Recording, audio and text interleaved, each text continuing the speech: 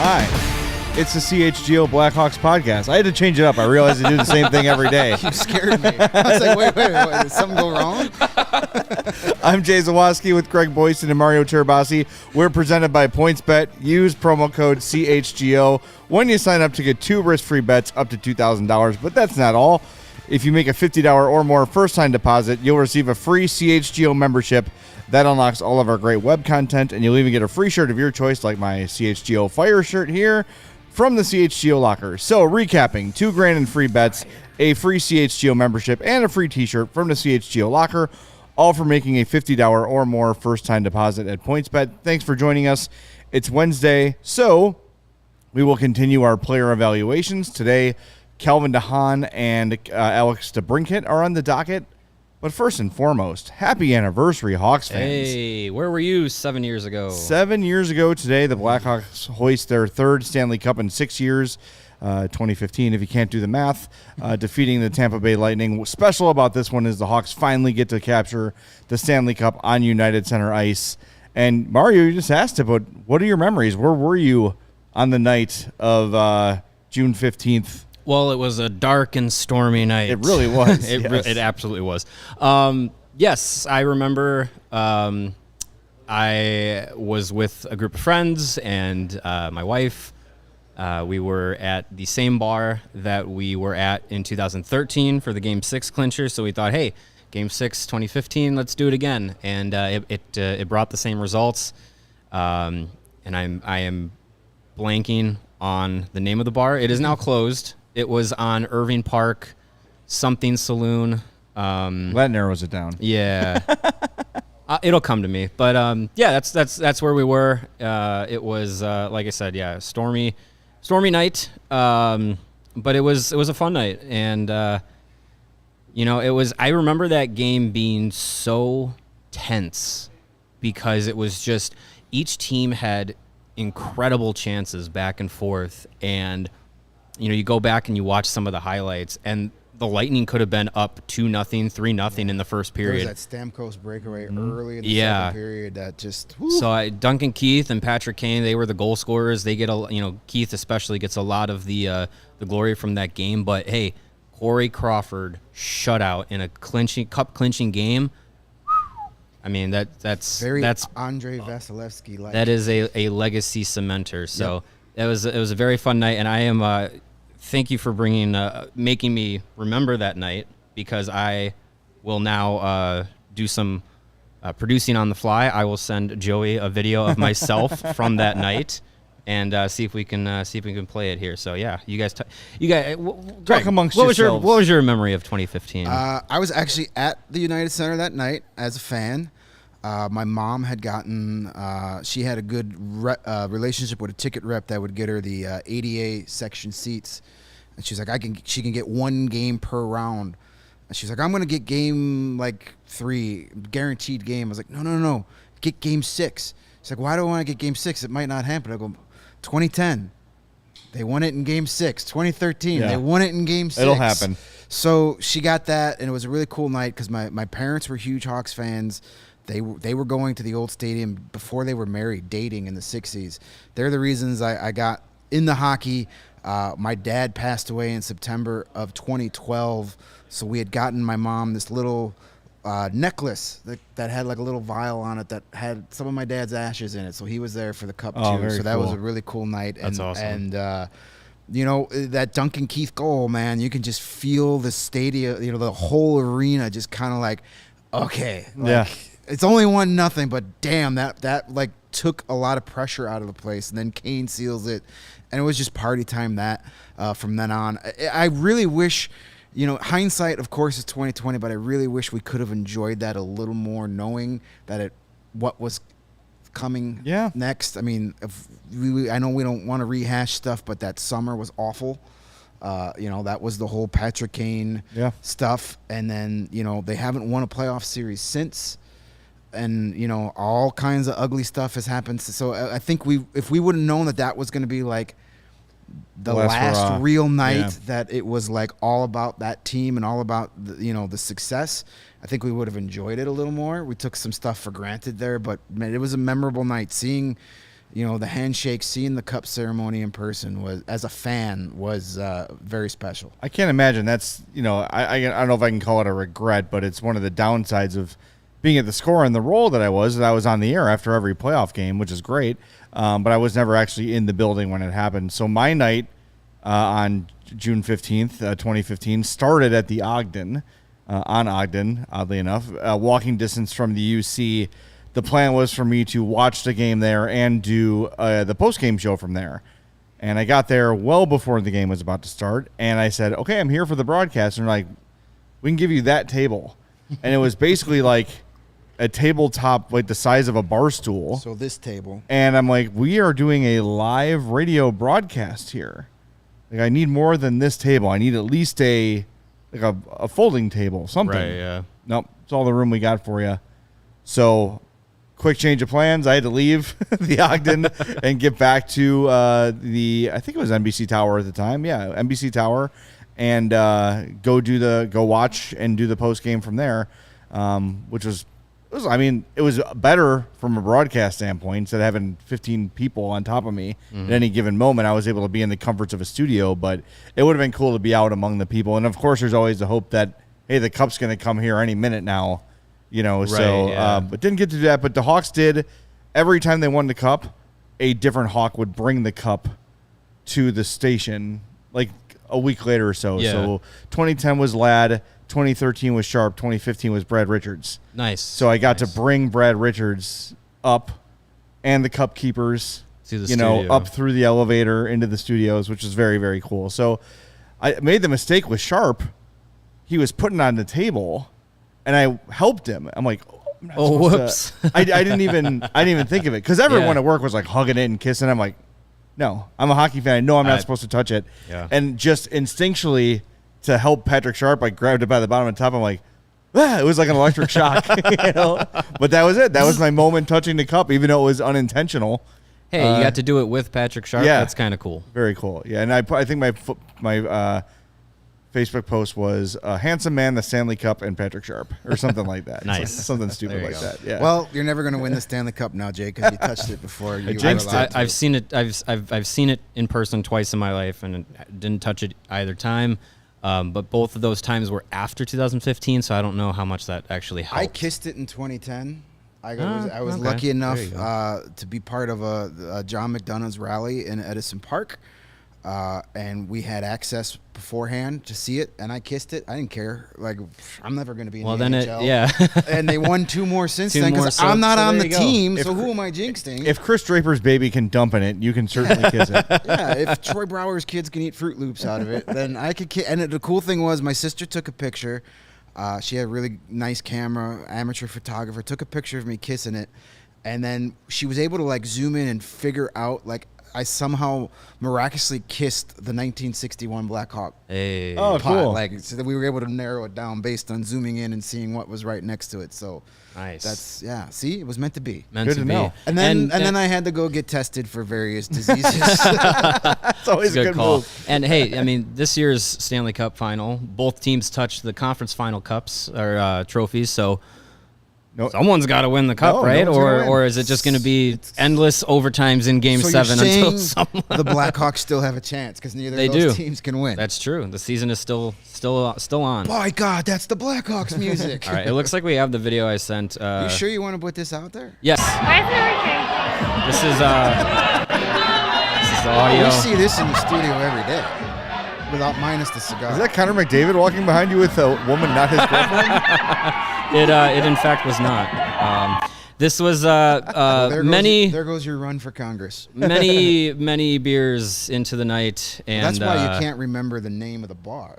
I remember it now. It was the Pitchfork Saloon on Irving Park Road in Chicago. I know that place. Rest in peace. It is now closed. Look at that beard from Lawrence. Wow, beard. that's a pretty Impressive. substantial That's solid. playoff beard. Yeah. I want to jump in because, so that was my seat, and I don't know if you could tell there. That's the 100 level, and This was at the rally at Soldier Field? This is the clincher game? in 2015. Okay. This is this day 7 years ago.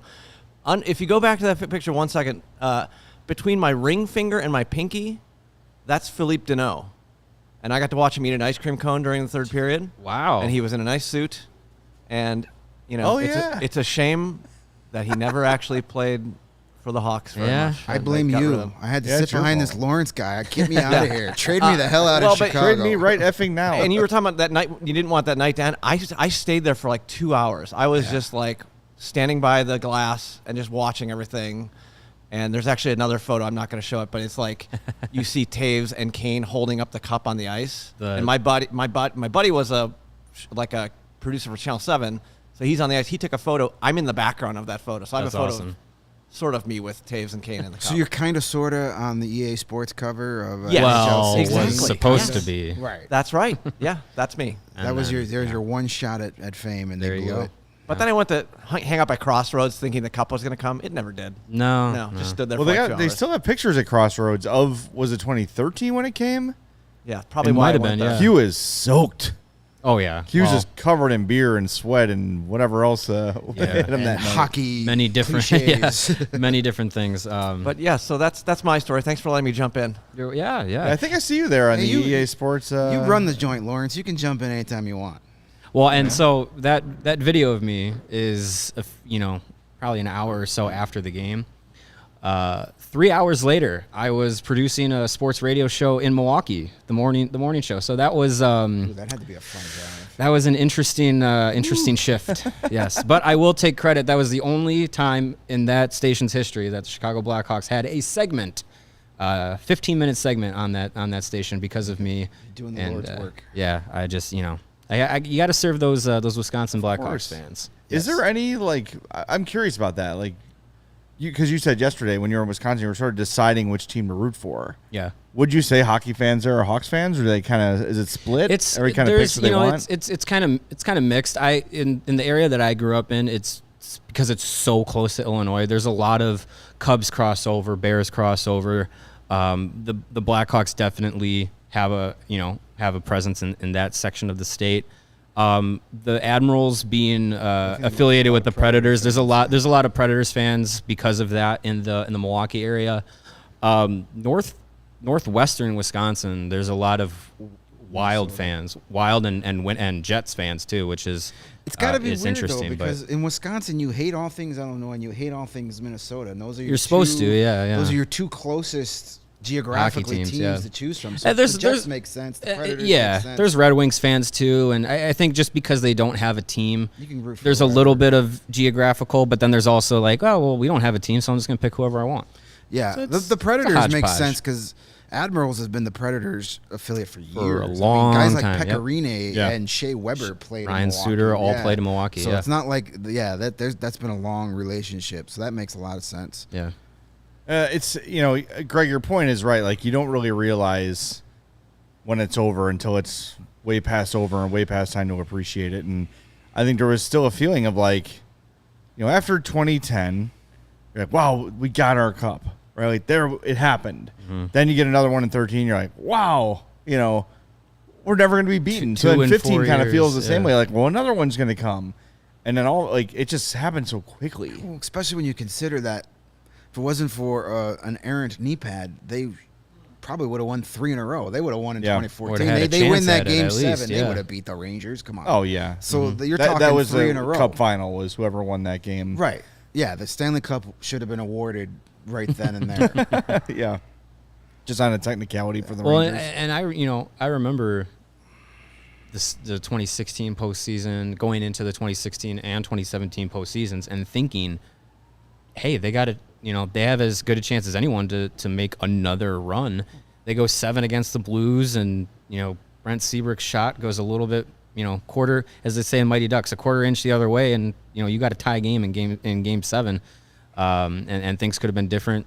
2017, obviously, many things had to go differently to be in that series. But remember 2017 though, they were the best team in the Western Conference heading into those playoffs. They had the number 1 seed. Were they the one? They were the 1 seed and got swept by Nashville, who eventually went to the final. Who went to the Cup Final? Yeah.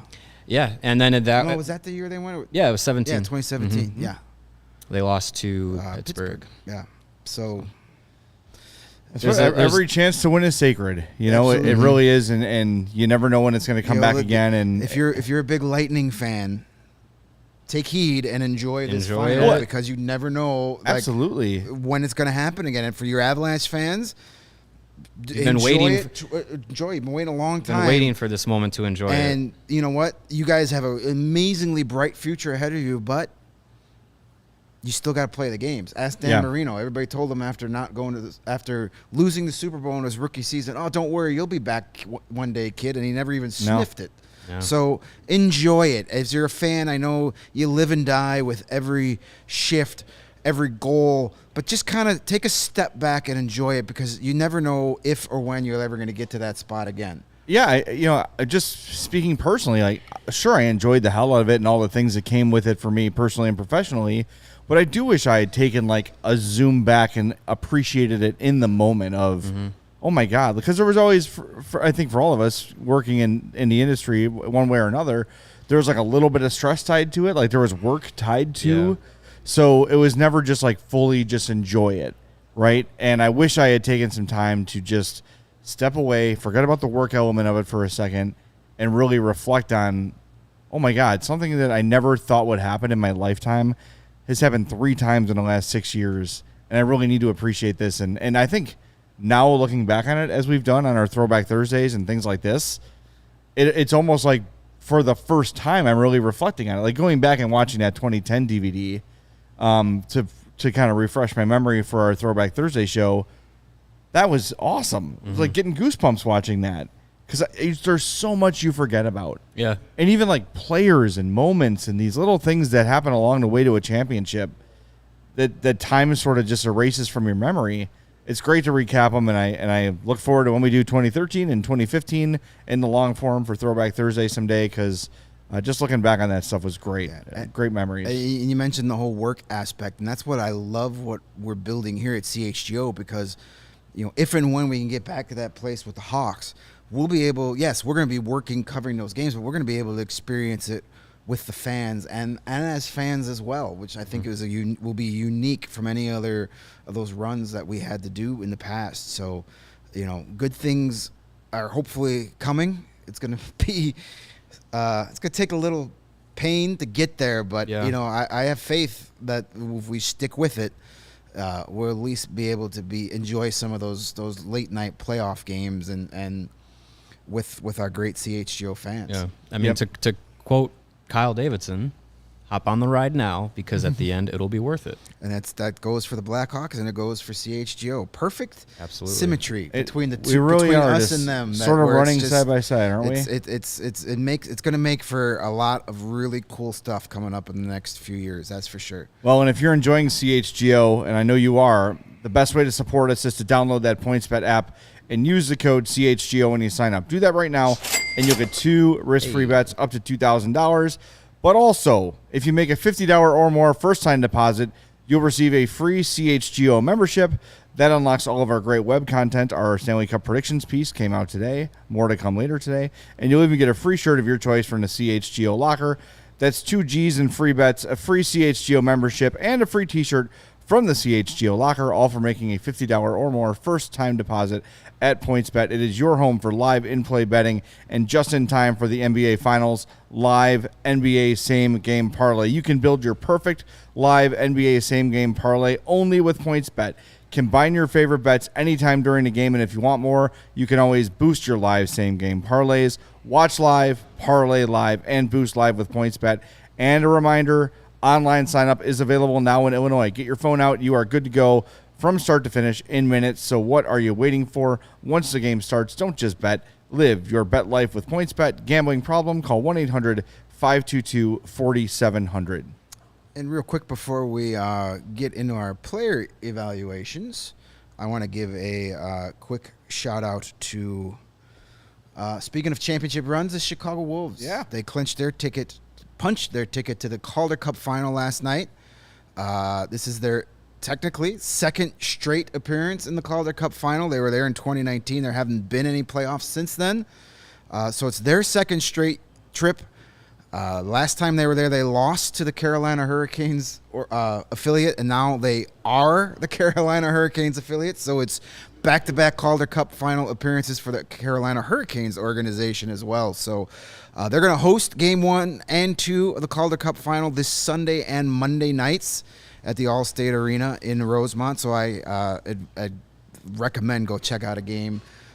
Great team. We're going to find out who they play later tonight. The Lava Rocket and the Springfield Thunderbirds have a Game 7 tonight. The home team has won all 6 games of that series, and Springfield has the home ice advantage tonight. So that's a matchup of the Montreal Canadiens and St. Louis Blues affiliates, I believe. Springfield is St. Louis now. Yes. Okay. So Nice, good nice. stuff, but just a little quick stick tap to the Wolves organization. They're great people. Lindsay and Allie, Courtney, everybody who works there behind the scenes, very happy and excited for them, and hopefully be able to stop in and say hello to them over the weekend. Think they need a competitive edge? They definitely, whoever plays the Wolves is going to need a competitive edge, because the Wolves are a scary good hockey team. And if you want that competitive edge that may put you on the same level as that team, you want to get yourself some Strava CBD coffee, because it's a game changer and has helped thousands of people improve their overall wellness and quality of life. Strava delivers delicious, fresh, roasted specialty coffee infused with organic, broad-spectrum CBD. And that CBD from hemp doesn't get you high or hungry, but it does offer you some real great benefits, such as feeling alert and focused without the jitters. You're going to be able to live your life more balanced with less anxiety and fewer aches and pains. Plus, including CBD in your daily routine can even help you get a more restful night's sleep, so you wake up feeling your absolute best. And speaking of the best part is that Strava is all about quality. Everything is small batch, fresh, shipped straight to your door. They've got an amazing array of flavors as well as concentration levels of CBD, so you get exactly what you're looking for. And CHGO listeners can save 25% off their entire order just by using the promo code CHGO25 at checkout. So head over to StravaCraftCoffee.com. That's STRAVA. And when you check out, type in CHGO25 in that box, and you'll get a quarter off your entire order. And if you're already a big fan of Strava, and for crying out loud, I don't know why you're not by now, you can join the Strava Coffee Club and save money. That's when you are put in control. You can save on all your favorite coffees. You tell Strava how much you want, when you want it, and where to ship it to, and they make it happen. Easy enough. It's the easiest thing you can do. All right, shall we get to our player evaluations for today? Shall we? I mean, it is the show title. We might as well. All right, it is the D show. Today we're going to do forward Alex DeBrincat and defenseman Calvin Haan. We will start with Calvin Haan, going over his statistics. 69 games. Nice. 4 goals, 4 assists. That's 8 points for those that can't math. Not bad. Minus 21. Oof. 0 power play impact whatsoever. Well, he was a Hawks defenseman. 107 shots on goal, 3.7% shooting percentage, 1857 average time on ice. His Corsi for percentage, 47.31. Nothing, not great, but when you look at the way the Hawks played this year, and you look at the team average for Corsi 4 is 45.98, which is good for 30th in the NHL. Yeah. It's above the team average, and so I'm going to start. I gave Calvin Haan 3 feathers, and we were doing this on a expectations level. Yeah. And I think what we got from Calvin Haan is pretty much exactly what you expected from Calvin Haan.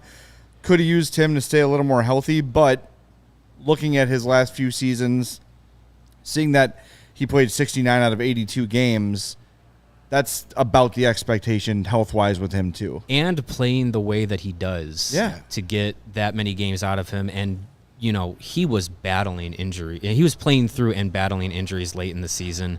Ultimately, I believe he got shut down towards the last week or two, if I remember correctly.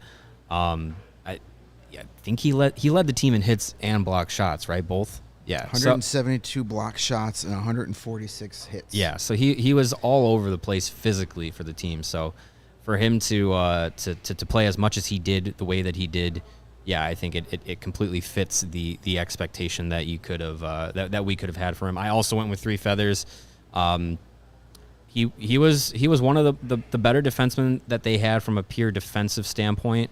Obviously, no one's perfect, but he did what he's supposed to do, and I think what helped me get him from keep him in that 3 feather range was that not only did he break his years-long streak of scoring 1 goal per season, he scored 4, which tied a career high. So hey, not bad. Yeah. Not bad for a guy who's not known for offense. Yeah, no, he had 107 shots on goal, which is the second highest in his career. It's a lot. Only 9 fewer than his career high, and that he set with the Islanders in the 2016-17 season when he played all 82 games. So had he played a full season, he definitely would have done that. So, I gave him 3 feathers as well because, again, it's based on what I expected from him this season and what I got.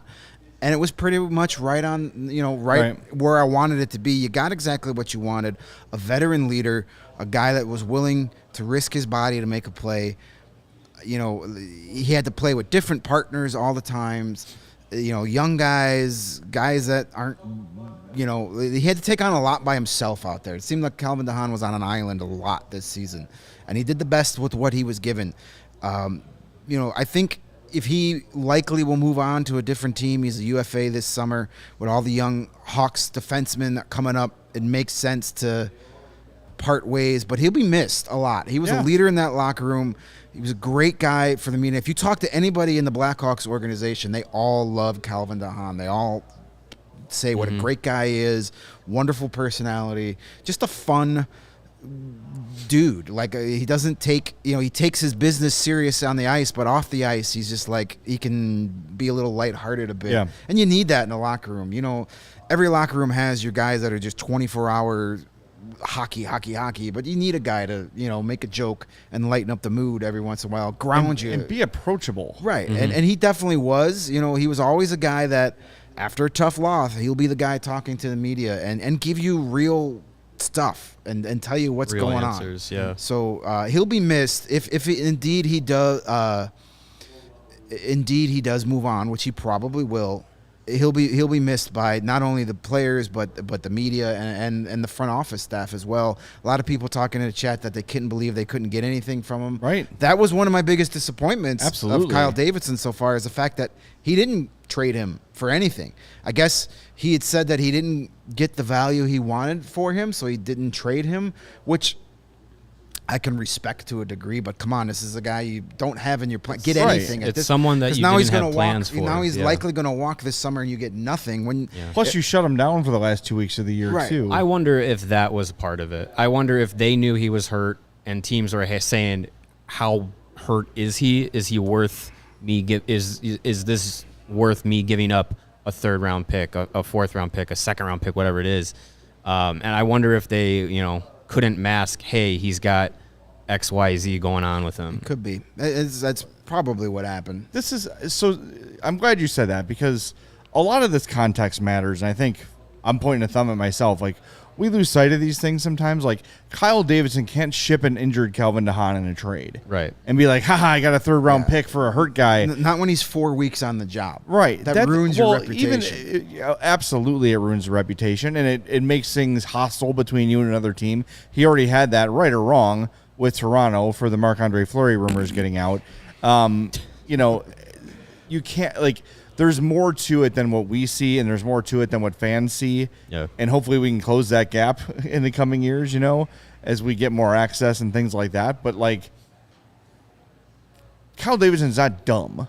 It's not like he didn't try to trade Calvin DeHaan. It's not like he didn't know that he's going to walk at the end of this deal. So there's got to be something to it. I still think, though, like, there wasn't a single team that would give you a 5th for a banged-up Calvin DeHaan to see if he can bounce back and play. I guess not. Yeah. I guess not. I mean, look, everything Kyle Davidson has said and done to this point has made a lot of sense. He didn't suddenly lose his mind on this one thing. Yeah, and if he truly set the bar high for what it would take to get Calvin DeHaan and he stuck to it, that's fine. I think if you if you're trying to be aggressive, which it seems like, he has the mindset to be a bit aggressive in moves that he's made. I can respect that if he's saying, like, look, we want 1 second-round pick or 2 third-round pick or whatever for a guy like Calvin Haan, and you're not getting it, you're like, all right, fine. Then we keep Calvin through the rest of the season, and we don't sell low than he sees fit. Yeah. I think that is the mindset you have to have with the topic of the offseason right now is Alex DeBrincat. You have to have your bar set high and stick to it. In that situation, Kyle Davidson he's not in the position where he has to give up any leverage, because if they don't trade Alex DeBrincat, cool, then they have Alex DeBrincat. Like, that's not a bad thing. Like, so I think if he, in that situation with Haan, if he set his bar high and stuck to it, that's what he should be doing. Well, I mean, look, at the deadline, it's a game of chicken too, right? As he says, look, I want a 3rd-round pick or whatever it might have been for Calvin Haan, and he waits until the last second, and maybe someone panics and says, okay, we didn't get anybody. Haan is plan D, but there's pressure on me to do something. Mm-hmm. So, okay, here's your 3rd-round pick for Calvin Haan, right? And then he looks like a genius. Or he gets stuck with nothing. But at the end of the day, 4th, 5th-round pick, what are the odds they really work out? Yes, we talk about them being lottery tickets, and you never know what's going to happen. Like Andre Palat, right, is a really good example. There's several others. But just thinking about this year's Cup final, you never know. But I think, the risk for him, probably the risk of saying, I'm going to hold out and say this is what I want for Haan. And I think my calculation tells me someone's going to bite. He guessed wrong, maybe. Maybe that was a scenario. Maybe it was the injury thing, whatever. But he guessed wrong, and he has Calvin Haan, and fine.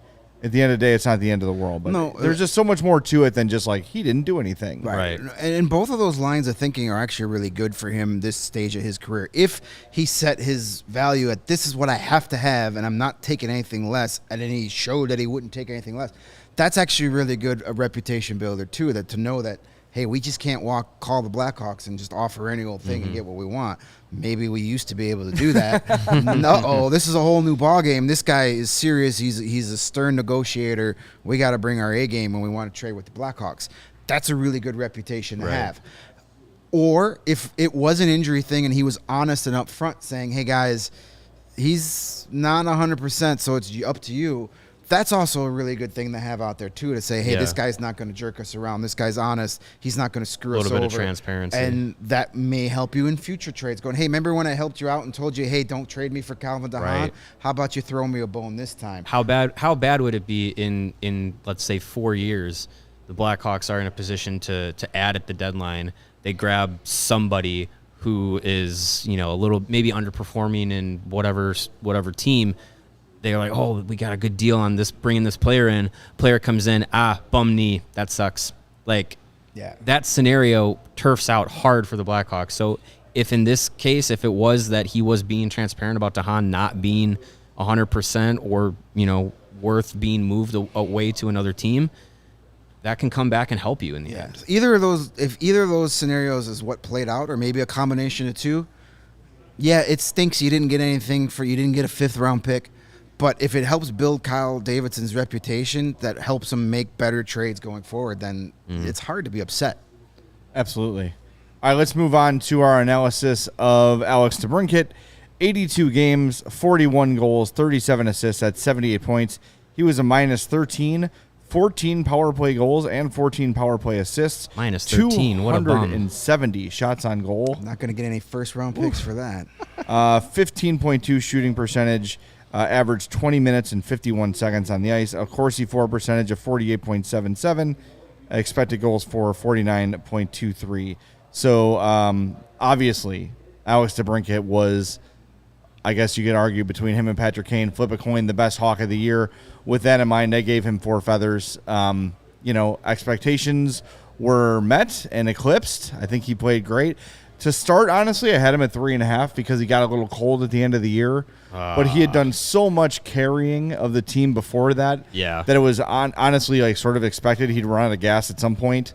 So I re-upped my score to 4 feathers, and I think he deserves that. He was arguably the best Hawk on the team this year, and I don't think there's much question about it. There are 2 Hawks this season that I'm giving 4 feathers to. This is one of 2 of them. Yep. He was absolutely the player you expected him to be and more. I think, he started the year just on a goal-scoring tear, and it really looked like he wasn't doing much else.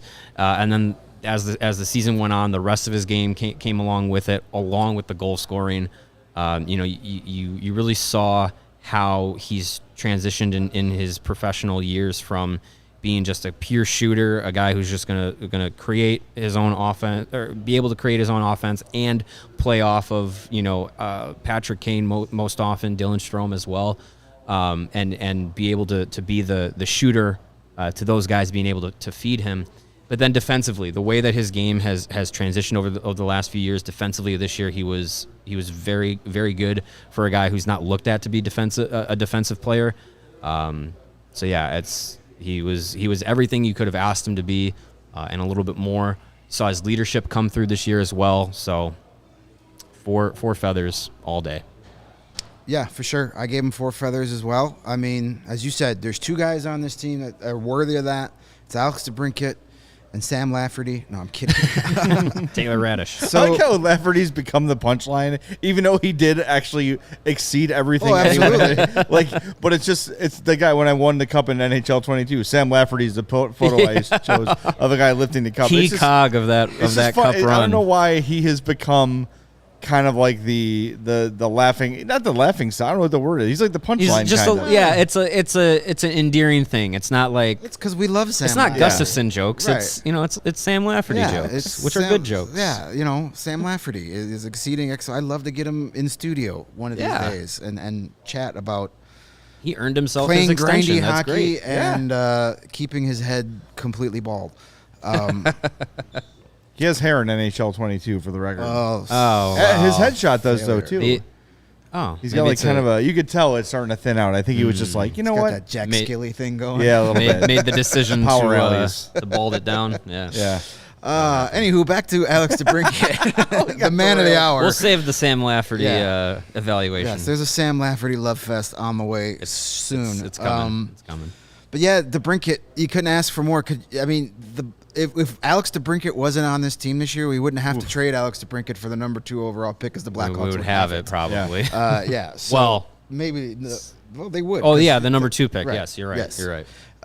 So this guy is just grows as a player.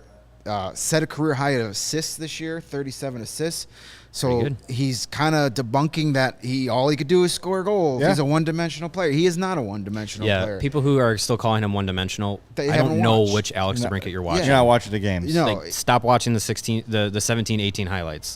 He's live in the present. Actively looking. Obviously, you can get a lot of assists when Patrick Kane's your running mate the whole season, but he took advantage of that. Career high in assists, career high in overall points. So he's evolving. He's getting more actively playing better when he doesn't have the puck, trying to become a more complete player. He's not a physical guy, but he will mix it up when he has to. Yeah, he'll engage. He will get in the corner to get a puck. He will punch a guy in the mouth if he's messing with one of his teammates. Not my favorite thing in the world for him to do. But he jumped into a few scrums this year. Yeah. When it's necessary, guys love that. They see that. I don't want my best goal scorer throwing punches, but if a situation arises and you take it upon yourself, go for it. So a lot of leadership qualities coming out. We've talked a ton about the trade rumors. I'm sure we're going to talk a ton more about the trade rumors. We know, I think we kind of have a consensus here on this panel that don't trade Alex DeBrincat just to trade Alex DeBrincat, but if somebody blows you away, maybe it's the best move for a business, big picture. I love Alex DeBrincat, great hockey player. Seems like a really good guy. He's a dog person. How do you not love a dog person? Ralph DeBrincat is, He's got 2 dogs, right? Yes, they two. The DeBrin dogs. The Shibu Inos are what they are. They're beautiful dogs. I love dogs. I love dog people. So And it's funny that he's the cat. Right. And he's admittedly not a cat person. And neither am I. So this is the only cat that I really can go out of my way cheering for. There you go. Yeah. But yeah, he's a good dude, solid kid. I would love him to be the cornerstone of this Blackhawks franchise for the next 10, 12 years. Mm-hmm. But if it makes sense to you find a deal that makes it worth it, then you got to go with that as well. It's Davidson's call, not ours. But an amazing season from Alex DeBrincat. We'll see if it's the last one. First time All-Star too. Yeah, can't forget that. Yep. First time and All-Star. well deserving of it, obviously. Reddy Edgemont in the chat says, Mario, your tweet regarding only trading DeBrincat for something that would, quote, hurt a team outside of New Jersey, who else do you think would be calling Davidson? And Jason kind of follows them nicely. Teams on the way up with cap space, L.A., Anaheim. Rangers cap space thing is a little interesting because they're going to have to start paying some You're gonna people. have to start paying some Yeah. guys. Yeah. Islanders, Buffalo. I think you'd put Detroit on that list. So to the He's from original, Michigan. It's going to happen. Everybody gets traded to the their only place That's how you it go. works. Yeah. To the original question, Detroit was going to be another team that I would say maybe, but I think that they're still in the position of we want to hold on to our future because our future is on the ascent now and ready to like really make an impact now. So I don't think that Detroit will be a match, but LA is interesting. Anaheim is interesting. San Jose, you could even maybe make a case San for. All Jose, three you of could those make a case. California teams are kind of in the same boat. Yeah. Right on the cusp of getting good again with a lot of young talent to trade. I'd be interested in LA. I really would see what they would want to do, what they could do. I for wouldn't rule DeBrincat, out of but Carolina either. Carolina could Cap be in. Yeah, space is a little funky too, but depending on what they do, they're a team Yeah. that probably wants to make a shakeup. yeah. could use We've another goal talked about scorer. Carolina. Here's Well, the thing, though, is you yeah. got to look at who's going to give you a draft pick this year worthy of trading DeBrincat. That's the thing. Yeah. So- New Jersey. Your top 10 in this draft: Montreal, New Jersey, Arizona, Seattle, Philly, Columbus. That's the old Hawks pick. Ottawa, Detroit, Buffalo, and Anaheim. That's your top 10. San Jose comes in at 11th. So really, out of those 10, I don't think Detroit or Anaheim, I'm not but even that's only picking up being the- in the 10. I'm not picking up the call unless it's top 5. And, I'm not even picking up the phone. and none of the teams in the top 5, other than New Jersey, are looking to hedge their future. They're trying to build their future, like Chicago is. I just think this scenario, the New Jersey scenario, has so much steam because it makes so much sense. Right. Right. And who They've knows got if the there's, prospects, they've got the actual pick. conversations between who those knows? two teams. Right. It could it could be completely manufactured. Who No, knows? it's just but it's guys like us New, sitting there going, well, this makes sense. Let's make it's it New happen. Jersey saying that, it's a report. New Jersey says that they're open for trading the number 2 pick and potentially more. And it's a player like DeBrincat on the market that it just seems like it makes the most sense if that swap is gonna be made. That would be the one to be made. And the reason New Jersey is wanting to or willing to trade the number 2 pick is probably a better way to put it, is they need a weapon for Jack Hughes. or right now. Here's your Yeah. 25-year-old, 24-year-old, 41 goal scorer. That's the answer. Mm-hmm. It's right there for you. And if Jersey feels they're close to contending, and I don't know, maybe they've got some Yeah. good young pieces. And for the last couple of years, people have been like, oh, look at what New Jersey's doing in the offseason. And then things sort of fall apart, right? Like they brought in Dougie Hamilton this summer, and that sort of, he was hurt a That lot. wasn't. Yeah, that didn't turn out like Yeah, they had a thought. lot of the people that were like, I'd rather have Dougie Hamilton and Seth Jones. Would you?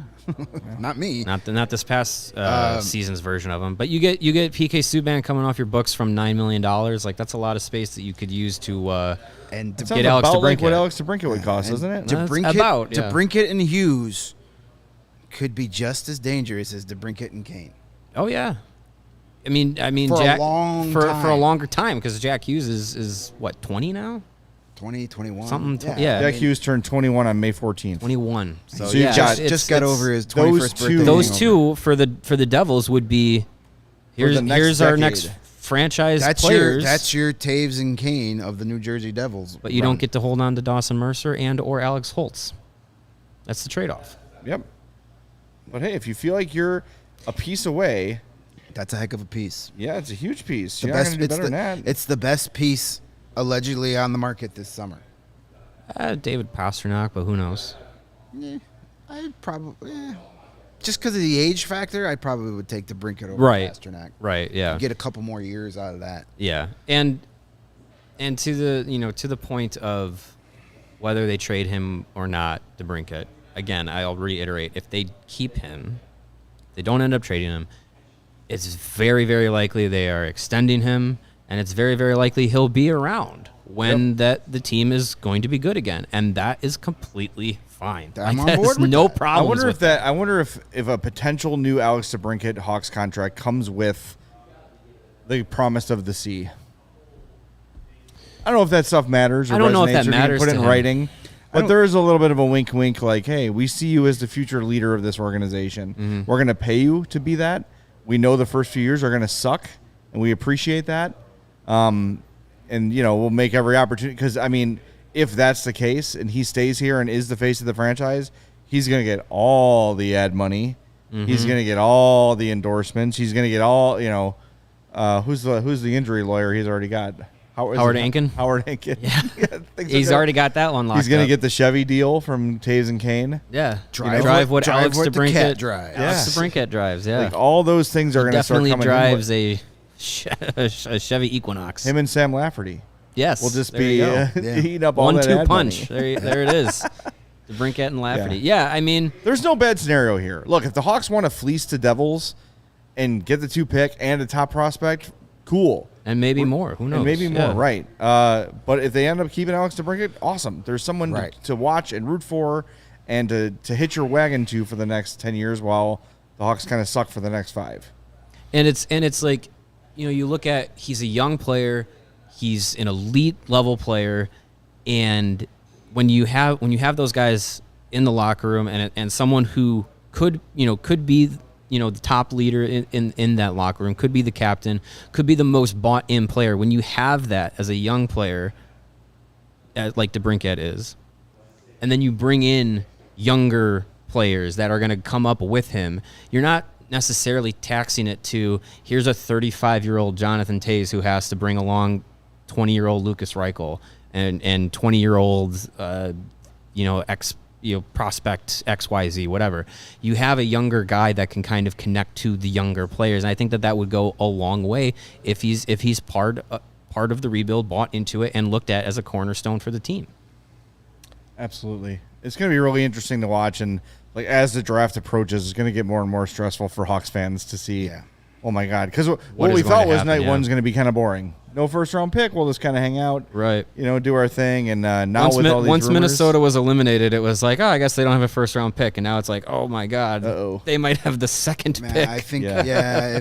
I think Kyle Davidson's going to do everything he can to get in that first round. I would be at this point, just the feeling I get and things that I've heard, I'd be really surprised if we aren't talking about a Blackhawks pick on that first night of the draft I hope so. in our live That would be great. draft show. Just in case you guys are wondering, we are going to cover the draft. We are Yes. going to be completely live for the entire first round on Thursday on night. Thursday night. That is the 7th. July 7th. And then Friday the 8th, we're going to have a live broadcast of rounds 2 and 3, where as of now, the Blackhawks have 5 total picks.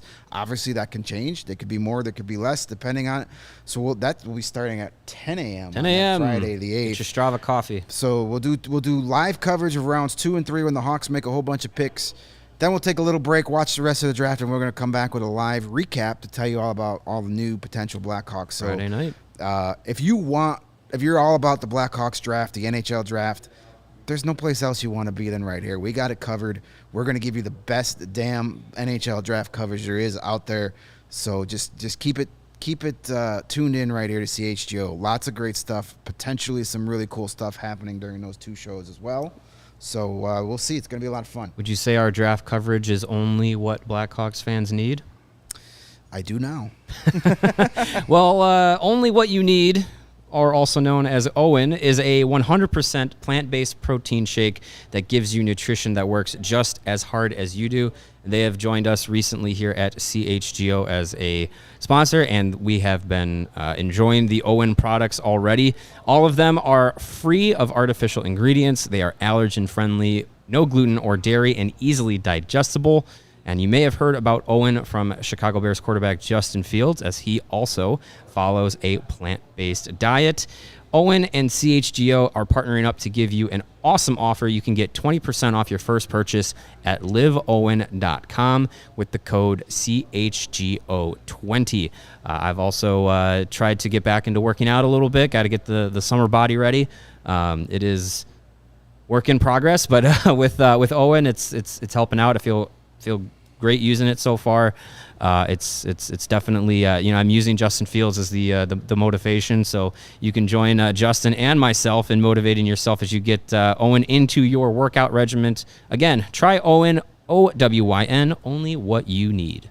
All right, we've got some Stanley Cup final news before Game 1 at 7 p.m. this evening. Braden Point is in for the Lightning. Not a surprise. Brandon Hegel looks like he will be a game-time decision. They're not sure on his status yet. Oh, interesting. Darcy Kemper was in the starters crease for the Avalanche in their morning skate today. So Okay. Kemper in, Point in, TBD on Brandon Hegel. No news on Nazem Kadri yet either. Doesn't look like he'll be in. He did not skate, nor did Andrew Cogliano. So Okay. that's where we're at injury-wise. Place your points bets accordingly. By the way, they added Steven Stamkos to the Conn Smythe. If you caught the show yesterday, he was not showing up on the Conn Smythe list for points bet. He was, at last check, plus 1,000. Plus 1,000. To win the Conn Smythe. It's pretty good odds. It's not bad. No. Definitely not bad. He's definitely got a shot. If he has a big series and the Lightning win, you almost kind of have to give it to him. Braden Point coming back is huge. Even if he's Big only addition. 75% of Braden Point, that's still pretty darn good hockey Yeah. player. Nazem Kadri not playing hurts the Avalanche. They need a player like him to match up with a guy like Pat Maroon and those guys. Yeah.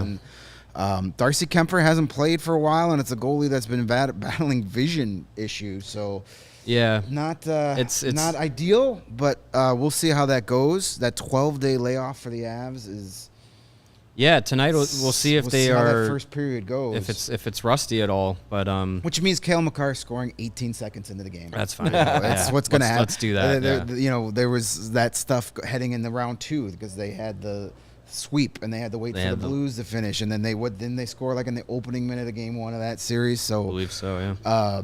will be interesting. Brendan Hagel, I haven't heard anything about him. Did he stub his magnificent beard? Yeah, Is I'm not that what sure. the I don't injury know what is? the Brendan Hagel, a hell of a manly beard. I got to say that. That's Yeah, impressive. we haven't seen first the playoff opportunity. beard here in Chicago, and his playoff beard debut is stellar. Well Pretty done. good. That's a man that knows how to grow some facial hair. Absolutely. That's why we were able to get that second first-round pick. Yeah, that's true.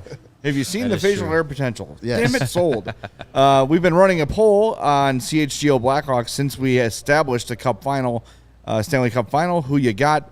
You guys want to take a stab at what the percentages might be? I'm guessing it's 51-49. It is absolutely not. It's Avs are favored, and it's up there. Is it a very nice percentage? No, it's higher than nice. Oh, It's wow. better than nice. Better than nice. 72. 72.7% are picking the Avalanche to beat the We Lightning. must have a lot of our DNVR Yeah. friends checking in and, So and rating fans, yeah. and It's a good skewing point. those We're numbers. skewing the votes a little bit, but I think a lot of that is just people are tired of seeing the Lightning win. Of They want course. somebody different, and I get that. Yeah, I don't anytime- know, are people tired of seeing the Lightning win, or are people excited about the Avalanche? a little bit of both, I think. Probably a little Yeah. column A, little column B. And I Because guarantee you, I can't say I'm like exhausted of the I'm Lightning, not. but And the because Avalanche- they're fun to watch. The But Avalanche are a fun team. It makes Yeah. it easier to see something different. If it was, last year when it was the Canadians, they were a good story, but were you like, oh god, that's a fun team to see? Or the Dallas Stars 2 years ago, it was kind of,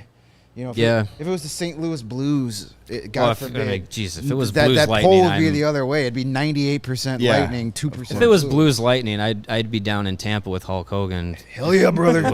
Get my Bolts jersey on. Yeah, no. Speaking of the points bet, I did place 2 bets. If you check out allchgo.com, we put up our predictions Prediction. posts, Yep. a little recap of what we talked about in yesterday's show that you could listen in the archives. I was the only one on this panel that picked the Lightning to win in 7. So I think the Lightning are stealing Game 1 tonight. Stealing it. And I went with on points bet. I took the money line at plus 135 for the Lightning.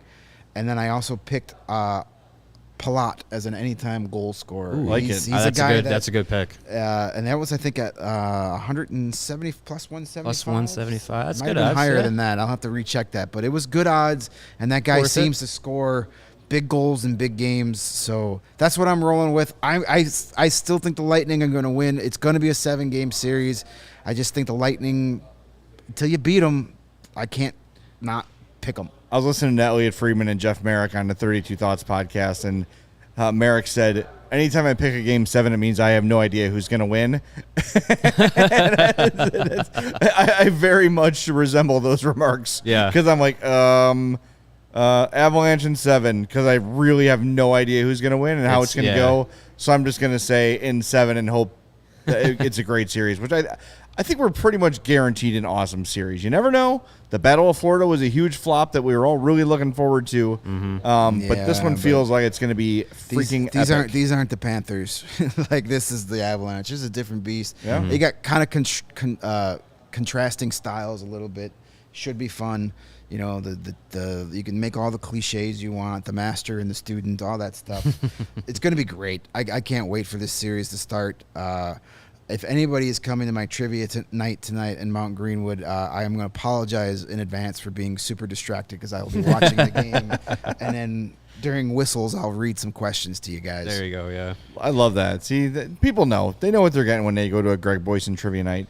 All right, so tomorrow is Throwback Thursday, a very special Throwback Thursday. It is Steve Larmer's birthday, so we're going to dedicate Throwback Thursday to Steve Larmer. We'll also recap Game 1 of the Stanley Cup Final. We want to remind you, make sure you are subscribed on your favorite podcast app, Apple Podcasts, Spotify, Pocket Cast, Stitcher, wherever you consume podcasts.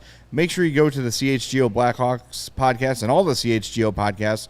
Hit that subscribe button. Turn on those notifications so you know as soon as an episode is out. If you want to leave a 5-star review on Apple Podcasts, that would be absolutely That would be much wonderful. appreciated. Those things are like gold. We could really use your help in that department, so feel free. It takes 30 seconds to hit 5 stars and say, great hockey talk, thanks, something like that. real easy, but it goes a long way. And, of course, go to our YouTube channel, like and subscribe to that. Anytime you see us go live, hit that like button and turn on the notifications there as well so you don't miss any of our great CHGO shows. We've got the White Sox crew in here. We've got the Fire crew in here. Everybody's ready to go. The Chicago Fire crew, not the Chicago Fire Department.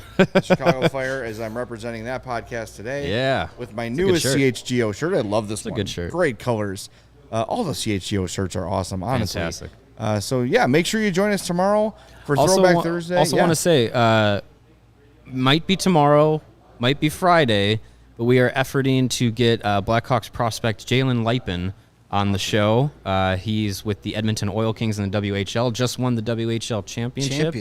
And heading to the Memorial Cup in St. John, New Brunswick. So we're trying to get him. It'll potentially be tomorrow or Friday. Sweet. Awesome. That'll Good be deal. super fun. I have to start practicing the Lipin then because I've got too much Harry Potter in me and I want to call him Lupin. Lupin, like La. Snipin' Lipin, I believe. Snipin' is Lipin. the, There you go. We've I given believe you is your the nickname. Yeah. But there it is. So put it on a shirt. there you go. All right. Well, we appreciate everybody joining in. We'll talk to you on Thursday for Throwback Thursday on the CHGO Blackhawks podcast.